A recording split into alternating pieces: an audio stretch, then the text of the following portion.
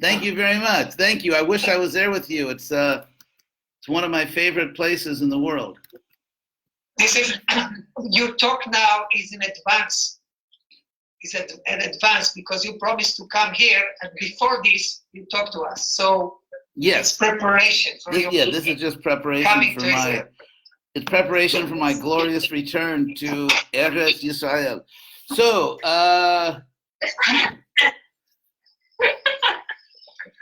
so what is our topic tonight? So how to be internal in our devotional service while doing our day-by-day or sadhana or day-by-day duties.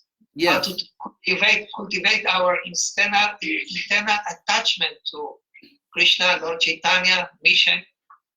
That sounds like a spiritual question. I wasn't prepared for that. Okay, so it's actually a really good question, and I'm going to repeat the question for the devotees on Facebook because they can't always hear. Gunavatar Prabhu, who with his wonderful wife, Varshabhanavi, they're leading the program in Israel, in Harish, and he asked a very good question, that because we live in this world and because we have material bodies, we have to do so many external things, like eat, sleep, talk to other people, and work and so on. And so how do we maintain a strong internal consciousness, Krishna consciousness, when our duties and just the reality of the world always takes us out, externally, out into the world? Is that fair? Is that what you're asking? Thank you. Yes. Okay. So first, some obvious points that that we are souls and bodies. If you're in the Hare Krishna movement, you've probably heard at least 2 or 3 times that you are not the body. And so because we are, can you hear me now? Yes. So we are souls and bodies, and yet Krishna tells us in the Bhagavad Gita that you must take care of your body. For example, Krishna says in the Gita that if you perform austerities which damage the body, that's in the mode of ignorance. It's demonic. It's actually demonic. It's evil to damage your body. So the idea of tapasya, of austerity, is not to injure the body. It's not to damage the body. It's simply to get control of the body. For example, if let's say you have a car, you don't want to destroy the car, but you do have to control the car. And of course, this is very ancient Vedic analogy that the body is a vehicle. Shariram Rata. This is one of the ancient Vedic metaphors that the body is like a vehicle, a car, and the soul is the passenger in the car. So that is our situation. And Krishna says, for example, don't eat too much or too little. Don't sleep too much or too little.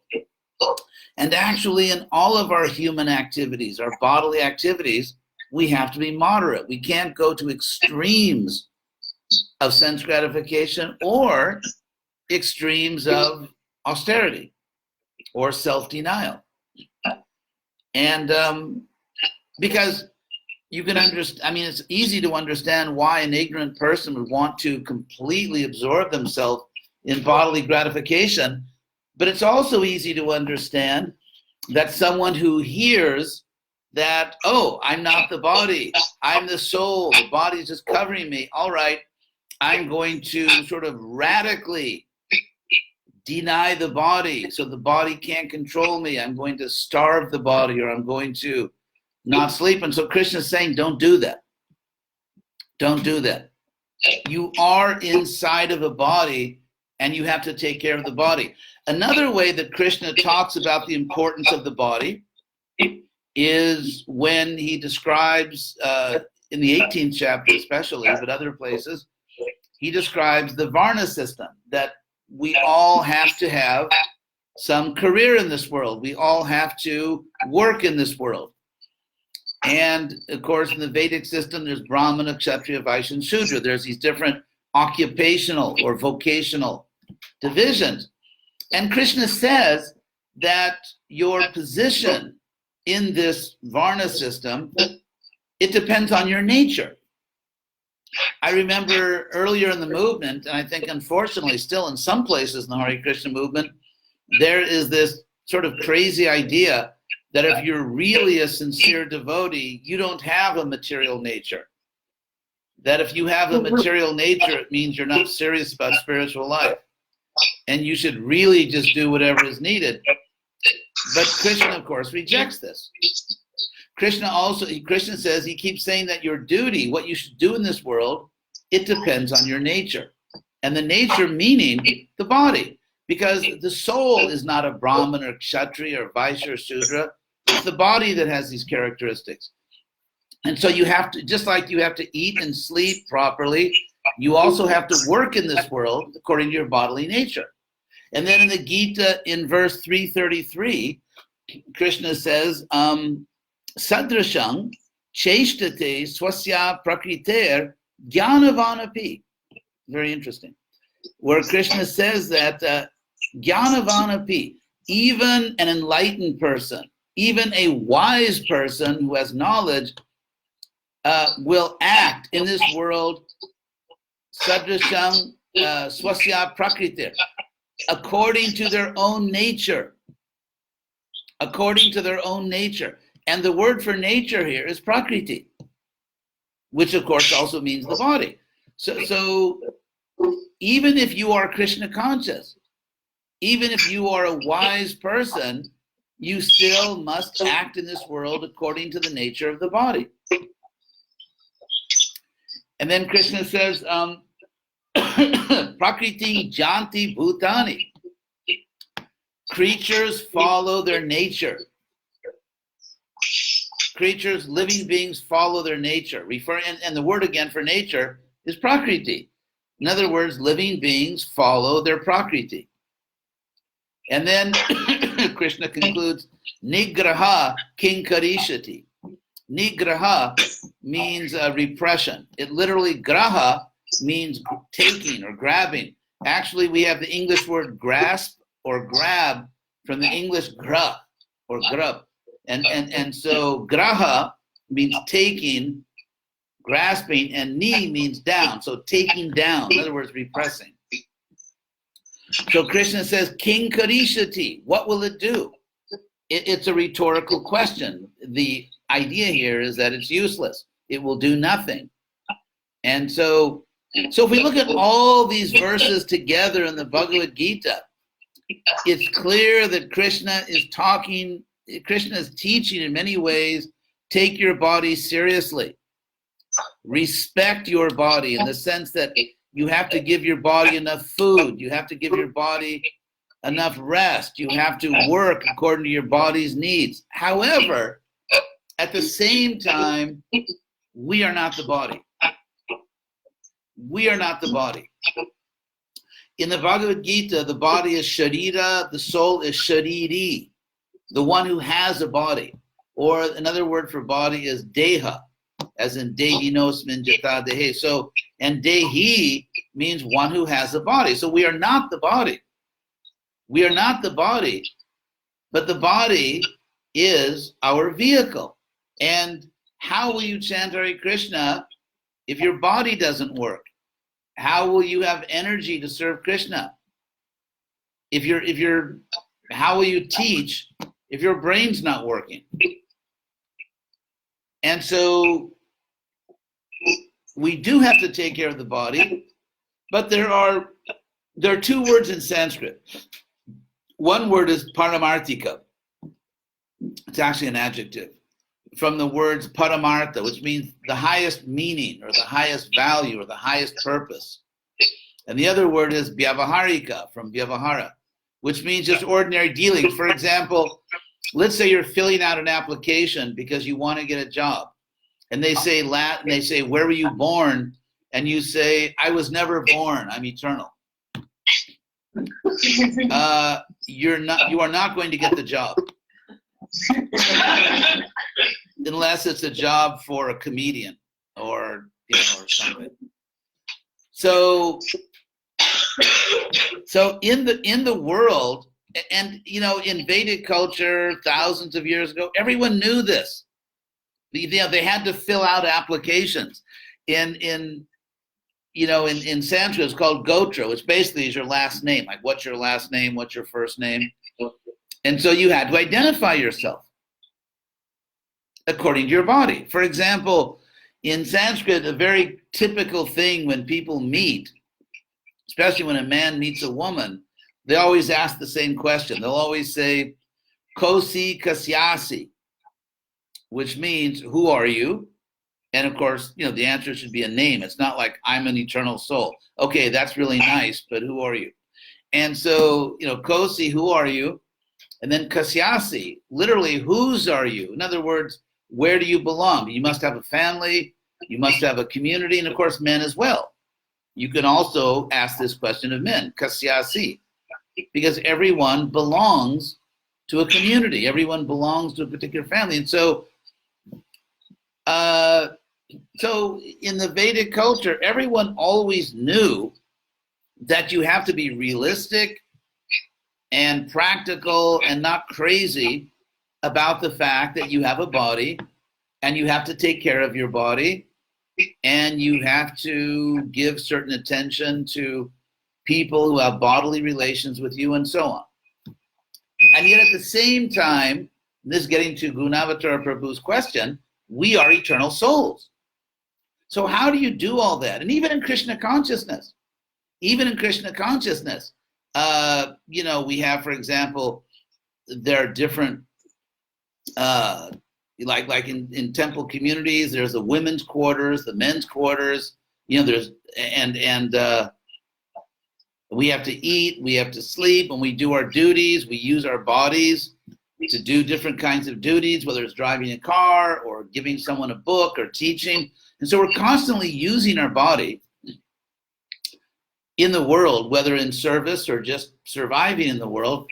And so at the same time, how do we stay focused on who we really are? Because we are really eternal souls. And the whole purpose of eating, sleeping, working, the whole purpose of this is ultimately to be self-realized. Lord Chaitanya said that prema pumartha mahan, the typical 4 duties or 4 purposes of human life, which are dharmartha kama moksha. We have to be moral. You can't go around killing people or stealing or raping. You have to do your duty. You have to show up on time if you have a job. That's all dharma. We have to do our duty. That's dharma. And then there is artha. We need money. I remember there was a famous comedian back in the 40s and 50s in America, maybe before your time, called Joey Brown. One of his famous quotes was, I've been rich and I've been poor, and rich is better. And so, it's not that we want to be greedy and just try to get money, but if you look at Israel, for example, Israel is, it's amazing how the country has developed, how, a relatively small population took this land in a desert and turned it into one of the most prosperous countries in the world in terms of technology, agriculture, in every way. So the miracle of the creation of the modern state of Israel is an example of the importance of having enough resources, and that's artha. We're somehow creating those resources. So dharmartha kama means that we have bodily desires, and we, unless we have a certain amount of bodily satisfaction, we'll basically go crazy. And so dharmartha kama, and then moksha, ultimate liberation. And then Lord Chaitanya said, so these are the 4, the 4 human purposes. Then Lord Chaitanya said, prema, love of Krishna, is prema pumartha mahan. It's the great purpose. Greater than dharmartha kama moksha is pure love of Godhead. So the practical question, how do you actually do this? How do you live in a world where constantly you have to pay attention to things and you have to run around and you have to eat and sleep and talk to people? How do you do all this? And at the same time, remember, I'm an eternal soul inside the body. Okay, so I'll talk to you next week and give you the answer to that. Just kidding. So, in a sense, the simple answer is that we have to practice. And the Sanskrit word for practice is sadhana. We have to have a spiritual life. It's just like if you're a concert pianist, for example, and you have a concert. If you want to play well, you have to practice. You have to practice. And it's interesting because the word sadhana, practice, in the Bhagavad Gita, a different word is used. Sadhana is a word that was used in Sanskrit later, but in the Gita, the word Krishna uses is abhyasa.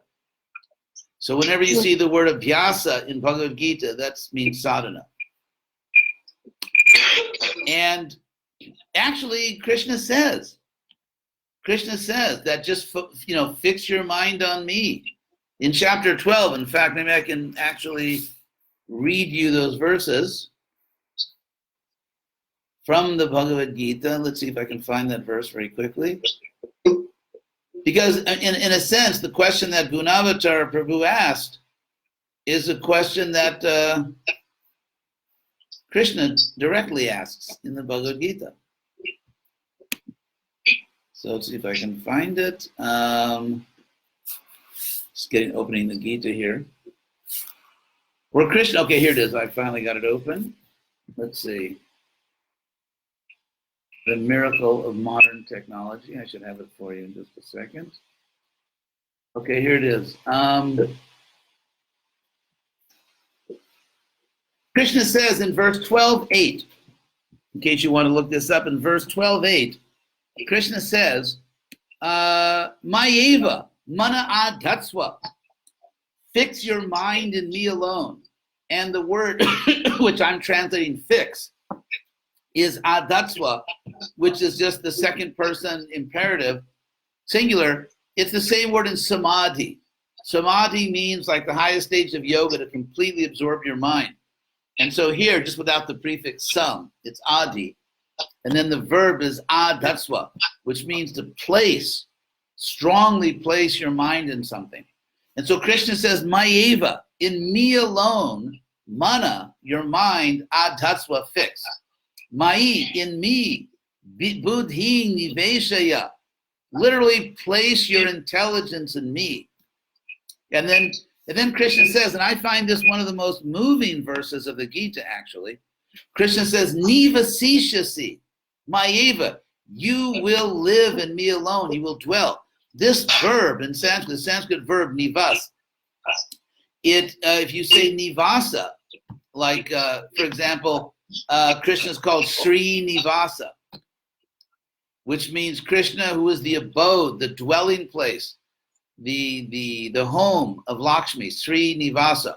Or you can just say Sri Vasa. It means the same thing, Vasa or Nivasa. And so Vas in Sanskrit means to live, and then Ni means within. So the place within which you dwell, you live, is Nivasa. And here in this Bhagavad Gita, verse 12:8, Krishna is using the second person future tense of the verb. And he says, nivasishasi, which means you will live in me alone. So your home will actually be in Krishna. You will live in Krishna. Your body obviously has to live somewhere in some house or apartment or whatever, some room. But Krishna says, you will live in me alone. You, the soul, will live within me. So I always thought this was very powerful. I mean, the word Krishna uses here, nivasishasi, and mayeva means in me alone. Your address will be, 108 Krishna Avenue. So Nivasishasi Maeva. And then Krishna says, Atta Urdhvam Nasangsha. You will live in me from that point forward. You will always live in me, Nasangshaya, without doubt, no doubt. And so in this beautiful verse of the Gita, Krishna twice says, my Eva, fix your mind only in me. You will live only in me. So we're talking about pure devotion here. But now, meanwhile, back at the ISKCON ranch, here we are, and it's not so easy for us to do that. And Krishna knows that in our present situation, it's not always easy or even possible for us to always fix our mind only in Krishna. So therefore, now Krishna is going to give plan B and even plan C. So there are options here. So therefore, Krishna says, Ata chittam samadhatum nashaknoshi maistidam. If you do not have, literally, if you don't have the power, the word Shakti in Sanskrit means power or energy, and it also is a verb.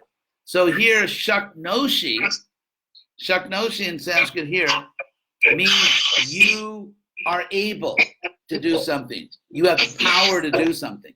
And so Krishna says, well, if you don't have the power, if now you don't have the power to fix your mind in me alone, and the word he uses, the verb, is samadhatum. Again, this is the full word samadhi, but grammatically it's in the infinitive. This is the verbal infinitive, which in English would mean to go, to see, to fight. Do you have that in the Hebrew infinitive?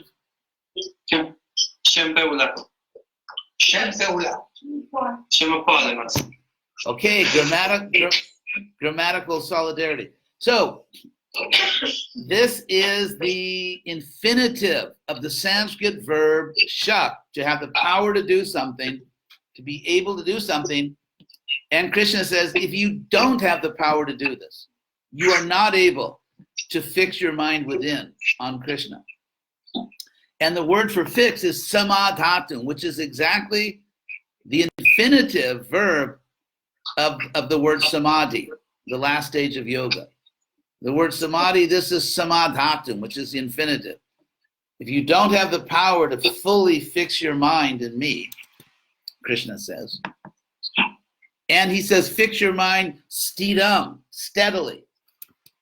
So he says samadhatum, like samadhi, to really fix your mind in me and to do it steadily, stidam. So if you can't do that, so, raise your hand if you can't do that. Okay, that's all of us. So yeah, I think we'll get 100% here. So Krishna says, if you are not able to do that, then abhyasa yogena, then which means in Sanskrit, it's exactly like saying sadhana yoga. In other words, abhyasa yogena, by practice yoga, or by the yoga of spiritual practice. Abhyasa yogena tato mam ichhatum dhananjaya. And then by spiritual practice, you will get the desire to achieve me. Because our problem is, as Rupa Goswami said, we do not have Krishna now, and we're not that interested. I mean, becoming a pure devotee, always thinking of Krishna, is like, yeah, that's a really great idea. And someday I think I would like to be there. But it's not always something that we're really losing sleep over. I mean, it's usually when you go to bed at night, you're not like staying up thinking, oh my God, I'm not a pure devotee. How can I be a pure devotee? It's not something we normally lose sleep over. And so Krishna says here that we have to have the desire to achieve Krishna. As Rupa Goswami said, I do not love Krishna, and I'm not really that interested in loving Krishna. And so we really need to have this desire to fix the mind on Krishna. The desire to always remember that I'm a spirit soul, and therefore any form of sinful activity is basically absurd because I'm not this body. and no one else is their material body, and therefore the idea of sense gratification, which it's always the body, it's meaningless. It doesn't mean anything because I'm not the body. And some person I may be attached to is not their body either. So there's something remarkably silly about bodily attachment if you really think about it. And so Krishna says, if you practice abhyasa yoga, which is really what we would call nowadays sadhana bhakti.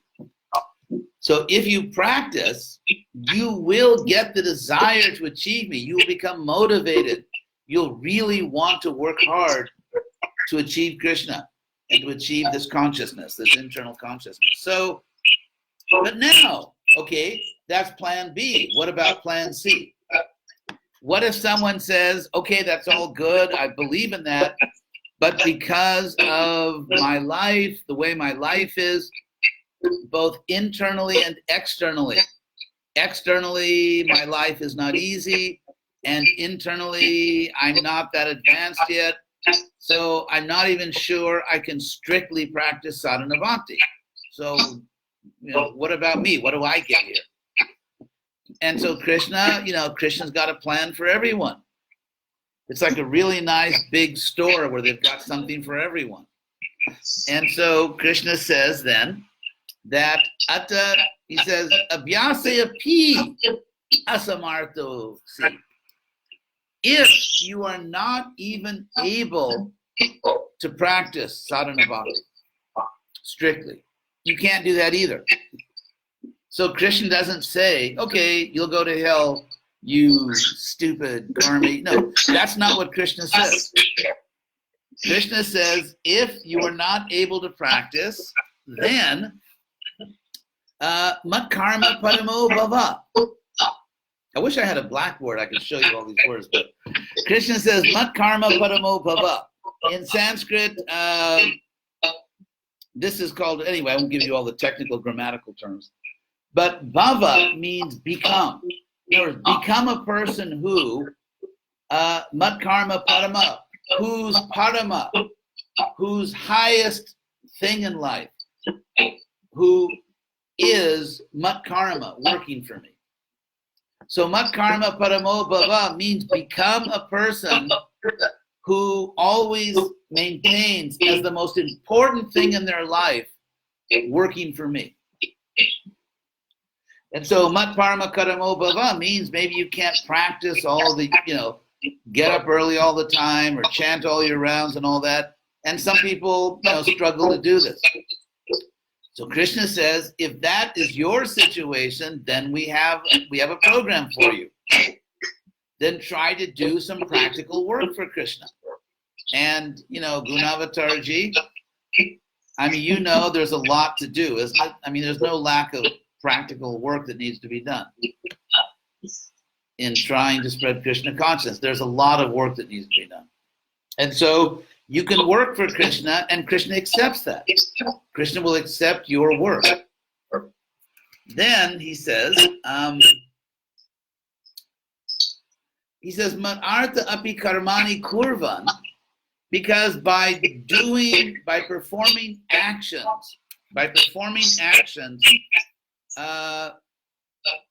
for me, for my sake. Marartha means for me, for my sake. So marartha api karmani kurban, by performing actions for me, then you will achieve me. He says, you will achieve perfection. You will actually achieve perfection. So, just gonna check one thing here.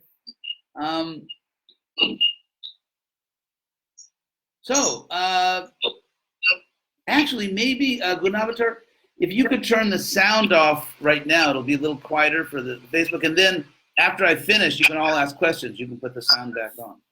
But you obviously have to hear me. But if you could just put down your microphone, not the speakers, but your microphone.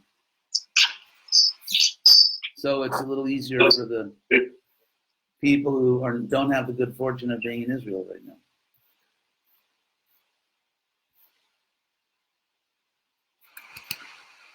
So, thank you. So that's what Krishna says. If you're even unable to practice sadhana bhakti, then just, really dedicate yourself to working for me. Obviously, you have many duties. There are many things you must do, but the most important thing in your life should be trying to do something for Krishna. And if you work in this way, Krishna says, you will achieve perfection. Literally, siddhim avapsyasi. You will achieve perfection. So even though that's, plan C, that's the third thing, but Krishna says you will achieve perfection if you simply do that. And then Krishna says, it's like, plan D. He says, Ataitarapya shaktosi, if you are not even able to do that, in other words, if for some reason, someone cannot even work for Krishna, for some unfortunate reason, Madhyogam Ashita, and they can't take shelter of that connection to Krishna, Madhyogam, that connection to Krishna that comes by working for him, then Krishna says, Sarva karma phalatyagam tata kuru jatatmava. Then at least try to control yourself and just work for some higher cause. Because, it's better than nothing. At least you will develop the habit of working for something greater than yourself, so your life won't be just ridiculous. And so, but what's interesting here is Krishna will accept that, but he does not say that will give you perfection. When Krishna talks about people who try to work for him, he says, siddhim avapsyasi, you will achieve perfection, but if you just try to work for some higher cause because you cannot work for Krishna, Krishna says there's some benefit, but you're not going to achieve perfection. You have to be connected to Krishna. So if we look at what sadhana is, and here's another important point. When we gather together, either in a temple or just a Krishna conscious community, like in Harish, it's a spiritual community. So when the devotees gather there, then Krishna's present because that's Krishna's community. And so the reason we gather together and maybe do a little puja or do kirtan or have a class or just associate with devotees or take prasadam, we are practicing. We are practicing so that when we go out into the world, we can remember that and continue to see Krishna everywhere. So the reason we put pictures of Krishna on the wall and there are little deities, whatever, is to practice so that we learn to see Krishna everywhere.